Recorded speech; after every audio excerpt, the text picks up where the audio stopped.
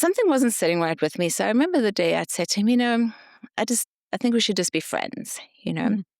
And he had said to me, well, you'll regret that. I was like, okay, whatever that means.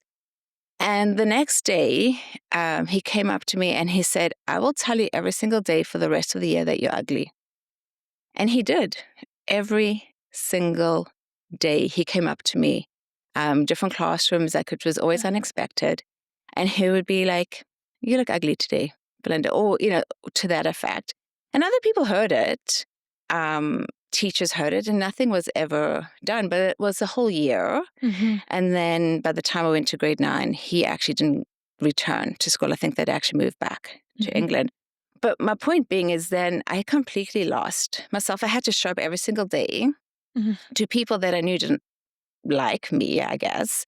And then I got worse through high school with not really knowing who I was, right? Just desperate to fit in with someone, but knowing that you're showing up day after day to people and sitting with them, to people that don't like you. So I built that confidence to show up, to Right. stand up, to be there, and almost expecting people not to like me, right? Expecting to be told that you look ugly today. Right? Ugh. And so I do have that confidence, Right. But what I don't have, or I didn't, and I'm maybe learning, is I didn't have the confidence to be myself, my authentic self. Right. Because part of it is I didn't know even who I was. Like I didn't know who my authentic self was. I'd lost it so long ago Mhm. and try to be something for everybody else. That's where the courage, right? That's where that Mhm. fearfulness had to come in, is to being able to be myself.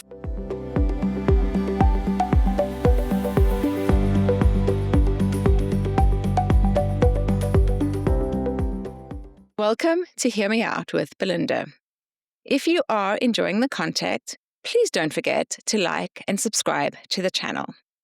Today, I'm excited to introduce you to the confidence coach, Wendy. Hi, Belinda. Thank you for having me here today. Thank you for coming in studio with me. I'm so excited to be here. So we met, it would be just over a year ago now. So it would be Mhm. December 2024 when I was searching for Yes. something. I knew I needed something, and I had Googled, and I don't know if it was from fearful to fearless or it came up as a confidence coach, but you are local to Okotoks, and I signed up for your program. I was so excited to have you sign up for that program. You didn't really know what you were signing up for. And once I sent you the information about fearful to fearless, you actually contacted me to say, I don't know if I'm in the right thing because I'm not really a fearful person. You're a confident woman. I don't think that people would think that you need a fearful to fearless program, and you didn't think you needed it. And I said, if you'll just trust me, I know from our little chat that this would really benefit you.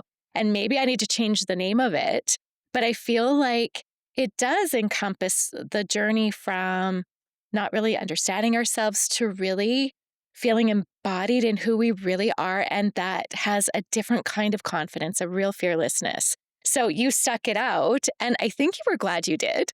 I did. I think it's really hard because I think we have to go back to my confidence. So I do think confidence is a skill, and it's built over doing the same thing. So repetitiveness, Mhm. right?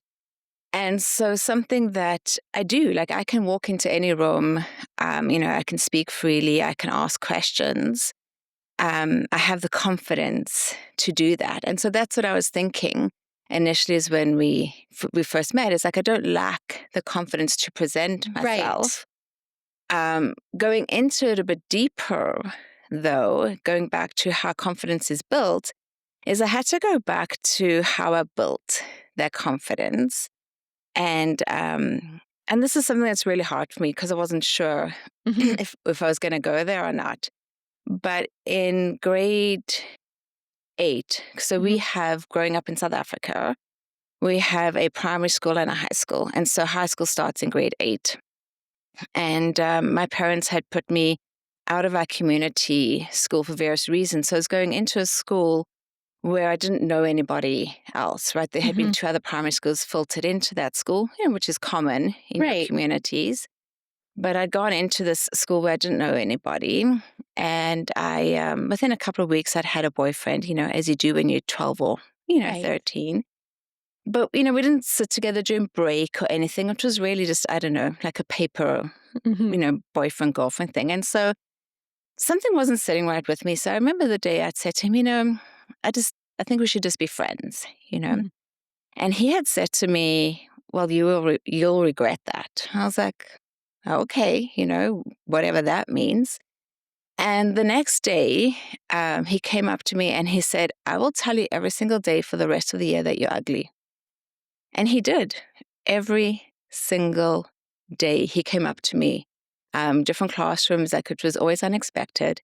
And he would be like, you look ugly today, Belinda, or, to that effect. And other people heard it. Teachers heard it, and nothing was ever done. But it was a whole year. Mhm. And then by the time I went to grade 9, he actually didn't return to school. I think they'd actually moved back to Mhm. England. But my point being is then I completely lost myself. I had to show up every single day Mhm. to people that I knew didn't like me, I guess.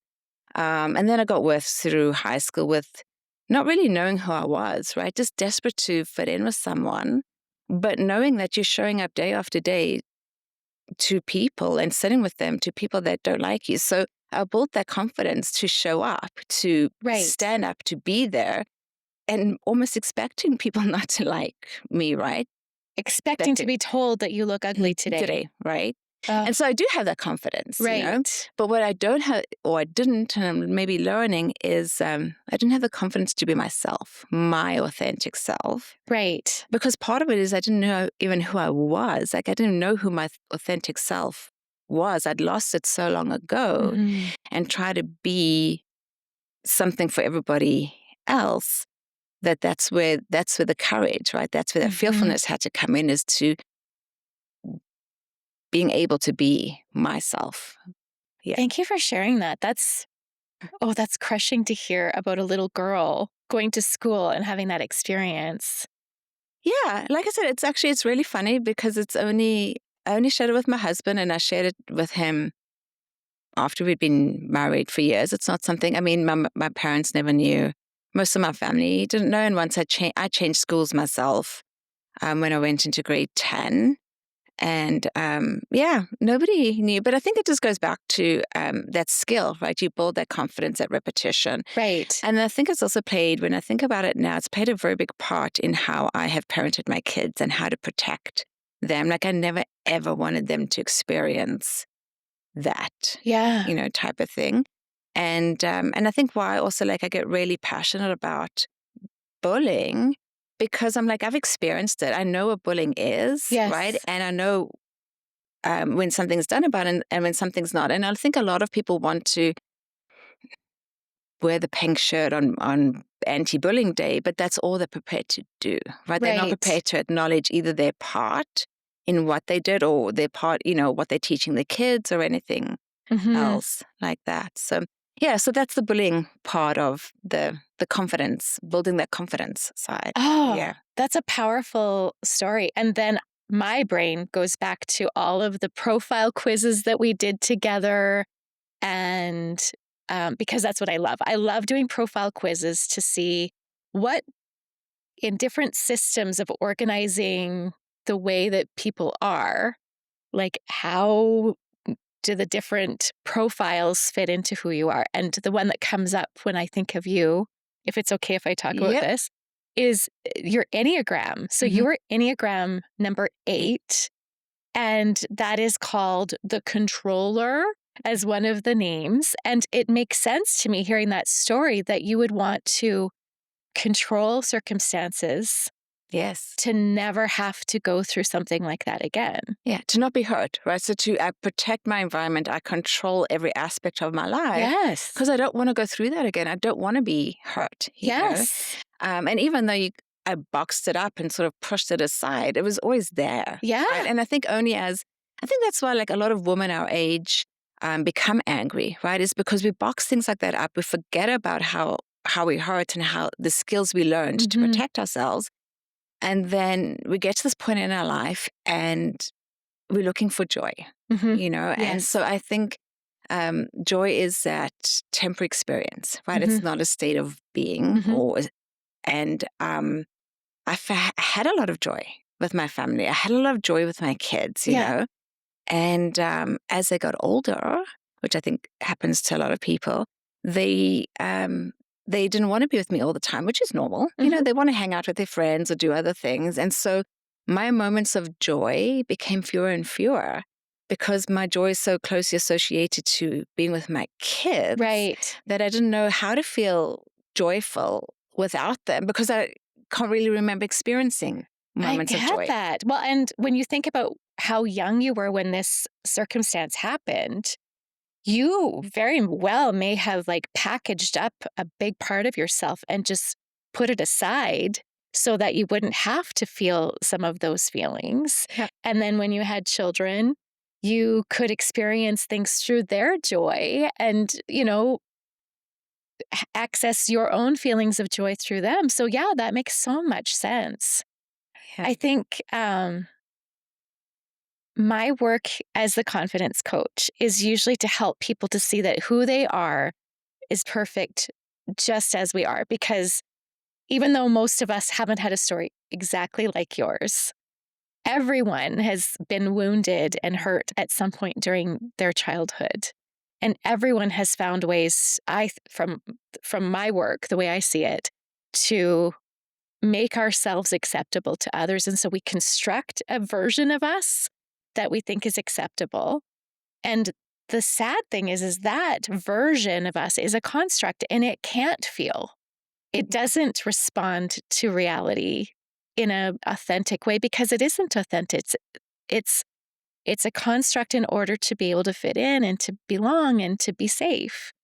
So, yeah, I think returning to your authentic version of you is how you're finding more and more joy. Is that fair? It is fair, but I think my struggle was how do I know what my authentic me is, right? It's Yes. just that self discovery again, and it's a lot of work. You know, there's a like people don't warn you how much work it is, and how deep you have to go to grow and to really rediscover. Because, like you said, we are told different things across our life. You know, Hmm. one of the things is I was always told Belinda doesn't like dogs. Okay, so Belinda never liked dogs. Belinda never had a dog Right. until my oldest son wanted a dog. And I was like, oh, this is new. Belinda doesn't like dogs, right? So, but yeah, we decided he needed a companion animal. I mean, I had my two cats at the time, and we looked at different breeds of what would be a good breed for him and fit into our family with the two cats. And we got this beautiful yellow lab, Jake, who's now 5.5. Oh, And I love him. And he's so excited to see me. And I mean, he's 90 pounds. So when he jumps on me, it can be a little heavy.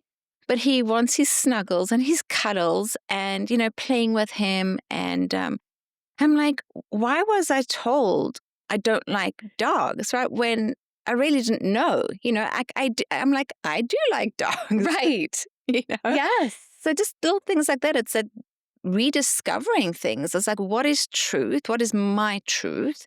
And what was just told to me? What was it made to believe? Absolutely. And what is my truth in each moment? I Yes. think that's my favorite part of the Fearful to Fearless program. I think it's in session 3. We talk about I am free to be whoever I need to be in any given moment. Hmm. There's just so much freedom in that I'm not stuck not liking dogs for my whole life, even if that were true when I was 6 because they were scary. Yeah. When I'm 30, maybe I do like dogs. Maybe it's a different time. Maybe my tastes change for food and for people and for, even political viewpoints, Yeah. etc. Yeah. I think you're right. It can be used for anything in all of our lives. We are free to choose who we are in that moment. And that's actually a really deep sentence because it means that we are free to make new choices and to learn something new and change our minds on things, right? And to grow Yes. and everything. And that's something that I don't think I even really understood before, Right. you know, taking the course Right. with Yeah. you. I know. Well, my journey is very much the same, is learning how to step outside of who I think I'm supposed to be or who I've been up until now and experimenting, playing, trying on different ideas, different thoughts, different practices. Like I'm now in karate. I don't even know if I told you that I'm taking karate. And when I tell people I've been friends with or who've known me for a long time, they usually laugh because it doesn't make sense to who I've been up until now. And it's so fun to do something that is outside of my experiences before. Do I love karate? Sorry, sensei, if you're watching. I don't love karate, but I do love the community. I love moving my body. I love the discipline of learning something different. And how do I know that? I think that's what I love teaching in Fearful to Fearless is it's not something that you go to your brain for. And someone who's very intelligent like you, we usually go to our brain for almost everything. Yes. When we start getting to know who we really are and what we really want, we start going to, I find going to our body is usually the most reliable source. So how do I know I like something or don't like something? Well, I see what the sensations are in my body first, instead of just going, oh, I don't like this, or, oh, this makes me feel sad. Well, how do I even know it makes me feel sad? What am I experiencing physiologically that gives me the information that I'm sad, you know? Exactly. But if you don't sit in quiet with yourself, going back to doing that deep work, or that self-discovery, if you don't allow yourself to sit in quiet, Right. you're never going to know, Exactly. And even growing up, sitting down wasn't really accepted. You had to be busy doing something, otherwise you were called lazy and so it was part of my life to always be busy, to always be working, to always be achieving the next goal. Right. And so sitting in quiet wasn't something that I understood or even, wanted to do, because it's actually awkward, when you start sitting with yourself for the first time in quiet and asking yourself questions or just letting your mind flow, with the different energies around you. It's uncomfortable. It is uncomfortable. I think about how much discomfort you may have experienced picking up the phone the first time to even call me when you were Googling like life coaches in Okotoks or whatever. It's not comfortable. It's not comfortable. And also, like, I know that in that moment, I did it. And then, like I said, I wanted to backtrack. Right. Yes, of course. and I'm glad that I didn't. It was a very beautiful experience. And I did learn a lot about myself and also just how to keep growing as well, right? Because as we know, the 3-month period or the 12-week course it gives you a good foundation Absolutely. to everything, but we have to keep on putting in the work and maybe, come back to the course in a year or two. I don't know. And it's evolving too. Yes. That's right. Yeah. You also are learning and evolving, how you present things and help people and guide people. And I think, as we grow as people as well on our own journeys, it just sort of comes together. It does. Bit by bit. Well, and I'm curious, can I ask a personal question about what drew you? Like when you decided to call a life coach, what was it that you were experiencing physiologically that made you know, I want to look up a life coach? I think just the fact that I didn't feel joy. Yeah. Which is really sad, actually, because my kids were getting bigger. Yes. They didn't need me as much. Right. And so I felt like I had no joy in my life. Which, if somebody had to tell me I have no joy in my life, I'd feel really sad for them. Right. And I do kind of feel sad for that person over there, but I've been having to teach myself. Yeah, it's been that search for joy. And I knew enough to know that joy is not, like I said, it's not something that you wake up and you have joy, right? It's a temporary experience that you can go back to, and you can, or you can live in that moment. And so people talk a lot about if you not grateful, you can't experience joy. They go hand in hand together, right? So you have to be grateful for the beautiful sunrise to really enjoy watching it, right? So I knew and I understood that, but my joy had been so closely associated with my kids and what brought them joy and those moments with them. When they needed me less and less and those moments were less and less, I just felt empty. Yeah. And the absence of joy. Exactly. Yeah, that's a good thing. Yeah. I felt the absence of joy and I didn't know how to find it again. because I didn't even know what brought me joy. Outside of my kids, Belinda didn't like dogs, right? Right. So, like I didn't know. And I'm still discovering it. I still really can't answer it. I can tell you a few things of what brings me joy. Yeah. Sharing that hot cup of coffee with my husband in the Hmm. morning, just that quiet time together. Like it's just, I feel that connection with him. I have my Harry Potter alumni cup, which they know is very special to me because it's from one of our Universal Orlando trips with the kids. So it's got a lot of memory in it. Yes. So we wash, it's hand wash only. And so it's hand washed every day so that I can have my morning coffee with my husband, and that is a moment of pure Hmm. joy for me, whether it's 5 minutes or half an hour, depending on the day. And then, of course, my girl cat will come and cuddle up on my lap, and I can feel her purr and her warmth.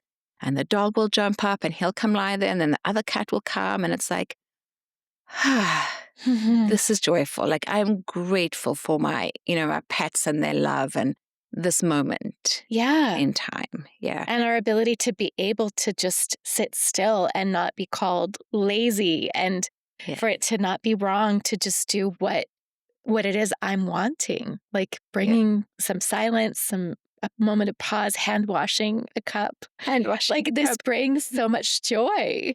Exactly. And so then going to look for those moments. Okay, what does bring me joy? Hmm. And you're right, it doesn't have to be busy. It doesn't have to be in a karate class. It can be for some, Could be. but it could be, just sitting in nature or reading a book and I think that's what I'm learning is that it doesn't matter if what brings me joy doesn't bring joy to someone else because we are two different people. That's the key. I Yeah. think that's why I love doing profile quizzes, is because it helps people to see that even though we're all unique, we all have our own individual way in a myriad. Like I have quizzes for almost everything. It is almost hysterically funny. But what I like about them is that if you can see yourself in one of those types, you go, it's not just me. There's not something wrong with me. I'm not that weird. Mhm. Then you can start to accept those parts. And then with that accepting, then you can start accommodating for them.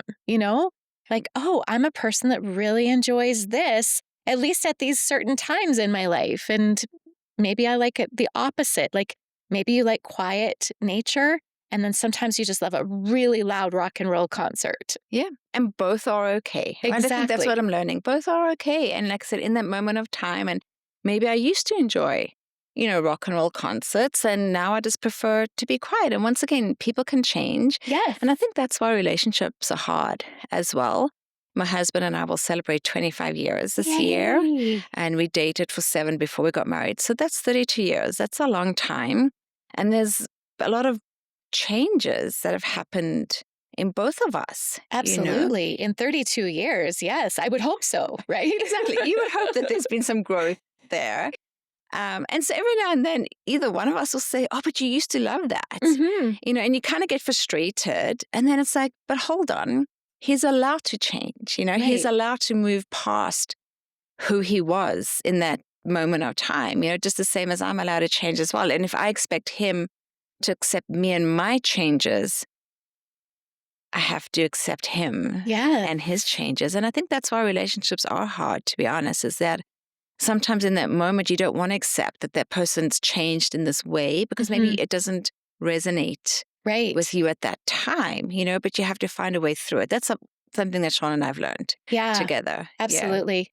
My experience with relationship, because I've been through, that was part of my waking up process, was really letting go of a very toxic relationship, recognizing my part, my role in that, and then changing those elements to create now a really beautiful partnership that I'm in. What we subscribe to as our kind of MO for being married is that we don't use expectation with each other. We use appreciation, because what you appreciate appreciates. Yeah. And when we let go of expectation, then it's just, we are free to appreciate each other. We don't have an expectation that either one of us has to show up in any way. And that makes us individually responsible for what we want to create. And we can't pin that on our partner any longer, if that makes any sense. I just I actually think that's beautiful is letting go of the expectation. Like maybe now I do expect that Yes. Sean's going to come up with the coffee, right? Right. But I also appreciate it, right? But maybe Yes. just to start looking at it as like, I appreciate the fact that he comes up every day and we start our day with a coffee, and he is the one that generally sets the coffee machine the night Right. before, Yeah. and it's, to maybe move out of that. These are the things we expect from each other, but to appreciate these are the things that we Yeah. do for. Well, and maybe we start with going from expectation just down a little bit to like anticipation. We kind of Right. anticipate they may do this, and then it makes it easier to be in appreciation. Yeah. Yeah. I think that's like really valuable. I'm going to It's take that so, home with me today. well, enjoy because it's been really helpful for me. And it sometimes I have to be really mindful of it because I become aware of a place where I did have expectation on something and have felt disappointment, Yeah. and realizing that that's mine to deal with and it has nothing to do with anybody else, Right. then it makes Yeah. it a lot easier to be in a relationship because I'm mostly in a relationship with me. We do. What do they say? We have 60,000 thoughts a day? Like, that's a lot of thoughts going through our heads every day. And 95% of them are the same as yesterday's. Okay. Yes. Most of them are subconscious Yes. and that we just repeat over and over again. Right. I think that's like touching on why it's so important to have that positive self-talk, right? We have to Mhm. teach ourselves and discipline ourselves into that Yes, positive self-talk so that it can be on play and repeat exactly. for us, right? Because if you Exactly. have the negative self-talk on play and repeat, That's what's getting into the subconscious. that's what's getting into the subconscious. Yeah, I know it's so fun when it's been long enough that we've been doing our work and programming the subconscious Yeah. that you're having a bad day and you all of a sudden realize your subconscious is actually programming you in a positive way while you're in a bad, in a Yeah. bad way. That feels so good. You're It like, is. yes. Yeah, it's working. It's Yeah. Or like, working. where did that come from? Right? Like, Right. I am mad right now. I'm feeling bitter and resentful. Can I just stay in this moment? And your subconscious is like, I am grateful. I'm happy. It is. That's when you feel really successful. Yeah. Exactly. Yeah. So, what else do you want to share with our viewers about your program? Well, what I'm most excited about right now today is that I'm almost ready to publish a book called Web of Reality. And I teach that workshop piece during, I can't remember which part of Fearful to Fearless. Do you remember that part where we talk about the spider's web? I can see the spider's web and I can remember, but I don't remember The where. pieces. Yeah. And I just love that one so much. I've been doing it for 6 years now and have found it so helpful in finding how to construct a life that we love, that we're in love with. Yeah. It just breaks down how the spider builds her orb web and then how we do the same thing every day in a really simplistic way. So, for example, let's go to the part where our subconscious is programmed, the positive self talk. That is what is that, phase 6 in the orb web structure. And that's when the spider is basically going around and around, the spiral. And say what she says to herself is what I equate that to. So, for instance, if you're saying, this is a great day, I'm excited for what's coming, and you just decide, this is what I want to talk to myself like in between all of the things I'm doing, or, in between client appointments, Mhm. going, I'm so grateful for my clients. I have the best clients. When you start saying these kinds of things to yourself as you're going about your day, those are the things that are going to get into your subconscious and come back to you. So we talk about in the Web of Reality how every tiny thing that we do throughout our day is constructing a life. And we might not be mindful of it, but it's really not that difficult to change if we just see how we're building it in the first place. Right. Oh, that's really exciting. Yeah, it's really fun. And so when are you going to be releasing that? I'm not sure. I don't know if have you published a book yet? No, not yet. Yes. It's on the cards, but It's so difficult to know when it's going to be. I think I'm getting close, but a few more edits, a few more changes. I might even play with the title of it still. okay. Hasn't quite landed, but in the next few weeks. That's very exciting. And you still run the From Fearful to Fearless program. I absolutely You do. do. Yeah. Mhm. Okay. Yes, Well, that is good. And you run it for women and men. I do. Yeah. I have my first, I think, man in a group that's going right now. I had Okay. to make sure that the other participants were happy to have a man in there as well. But yes, I do for both. What I really like about this program is it isn't necessarily for women, Okay. but it works really beautifully. Just if you want to get to know yourself, if you want to feel confidence, if you want to build a life that you love that has more moments of joy than not, Yeah. I think that this is a really, I think it's fun way of getting to know yourself, of doing some of the work. Even though it's uncomfortable, I think that this is the most pleasant way of doing that work in kind of, a 9 to 12 week um, segment. Yeah. Mhm. And I think speaking to it, it was fun, right? I did learn a lot about myself with all the quizzes and everything. So I think, yeah, it was a really great program. I am glad that I stuck with it and I did do the program because it was really beneficial to me It was and my so life. fun getting to know you that way.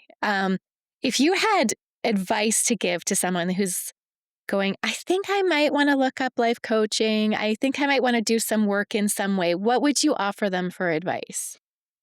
Just do it. If you're thinking about it, there's a reason you're thinking about it. It's meaning there's something's not necessarily missing from your life, but something's missing inside you and you're searching for an answer.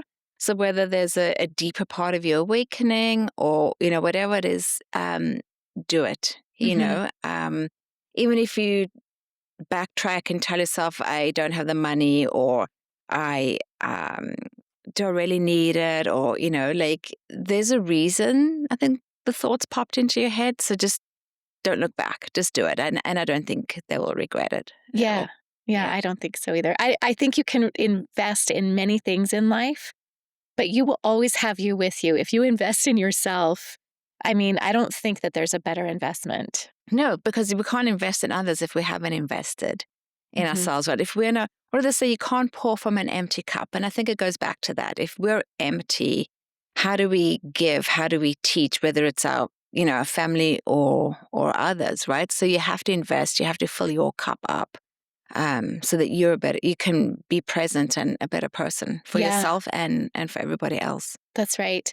Your number one takeaway from Fearful to Fearless would be the joy. Is that what you The found? joy, yeah, is no, I think it would be, well, maybe it's the same thing, is that you can change from moment to moment. You can be your authentic self in that moment, and it's okay if you've changed, right? It's okay Right, if you don't like something anymore. right. That's okay. Yes, You need to find joy in that moment, right? yes. Yeah, yeah. Yeah, That's what I take away and say that it's okay to change. Yeah, the freedom to change, the freedom to be your authentic self in different moments, to show up for yourself yeah. as a better version of yourself, Yes. even as well. Yeah, Yeah, I yeah, love that. yeah. Yeah, I always like the statement, "The truth will set you free." And if we ever don't feel completely free, we must be believing something that's not quite true. Because as Yes, soon as we speak truth into it, we have that we freedom feel back. better. We Yeah, do. we have that freedom. Yeah, that freedom to be ourselves, and then that whole sort of weight, of showing up as someone else, and that worrying about will they like me, all of those type of things. This goes away, and you're just like, I like myself. Yes, I like who I am today. I like how I showed up in that moment, and that's enough. You it know. is. Yeah. Okay, one more coachy question. Okay. When you think about yourself in grade 8, Okay. and that terrible circumstance going into it your parents didn't even know about, what would you want that young woman, that young girl to know? You know, it's a tough one because I'm really just getting back into it. So I maybe just want her to know that you're not ugly, and this is not okay in any level, and that there should be people to help you. You know, Yes. the fact that it took in a whole year nobody said anything, to or intervened or anything, whether it was a teach, or anything, right? Yeah. Um, I think that to me is actually hard as well because I feel like I mean, I know that the person coming to save you is you, so the person that's coming to save you is the person looking back at you in the mirror. And I know Yes. that. Yeah. But I also feel like in those circumstances, when you're 12 or 13, I'm pretty sure school and teachers have a responsibility to Mhm. help, and that they didn't. And I think maybe that's part of, I mean, I'm going off on a different tangent now, but that's part of why I don't have a lot of respect for authority, looking at Right. whole different things, is because what did authority do to help me? When I needed help, Yes. they were not there, Yeah. right? So there's all these different angles to look at. So if you could go back as an adult now, as the authority for your younger self, what would you do? I think I'd pull the boy aside and say, like, you're a little jerk, you know? Right. um, like, you don't have the right to say that. And also, like, what is so bad in your life? Mhm. Right? Because I also think, what is so bad in your life that you want to treat another person like that? Have you been seeing your dad do that to your mom or something? You know what I mean? Like, why do you feel like that's acceptable Yeah. behavior? Um, and then just tell that person, you know what, like, let's move you. Maybe this isn't the right school for you or the right class to be in. It's not a support, that Yes. you need. Or counseling, like, I'm sorry that this has happened. Let's get you to see a counselor. This is not right. Yes. You are beautiful. Yes. You deserve to be here. You deserve love and kindness and friends and respect. Absolutely. Yeah. Yeah, that's so beautiful. Well, thank you. Yeah. Yeah. Yeah, it's a deep question to ask, It is, actually. isn't it? I Thanks hadn't, for being vulnerable. yeah, I hadn't thought that one through yet. So, yeah. But, yeah, this was, well, thank you for allowing me to be Thank vulnerable you. with you. It's been a really fun journey, and I look forward to our next hot chocolate date Yes. together. And is there any last minute words you'd like to share with the I'm audience? just so grateful for this. I'm grateful for the work that I get to do. I'm grateful. I think the thing is that I can't do what I do without clients that are willing to be vulnerable like you have been. And um, it's exciting work that we do because we don't just heal ourselves, we do healing for our future generations. We heal the past. We Yeah, we really do make it a space that we can love and be happy. So I love what I do, and I just want to be able to do that with more people. that Hmm. is beautiful. And I'm glad you love what you do. And thank you for helping me. Thank you so much, You're Belinda. welcome.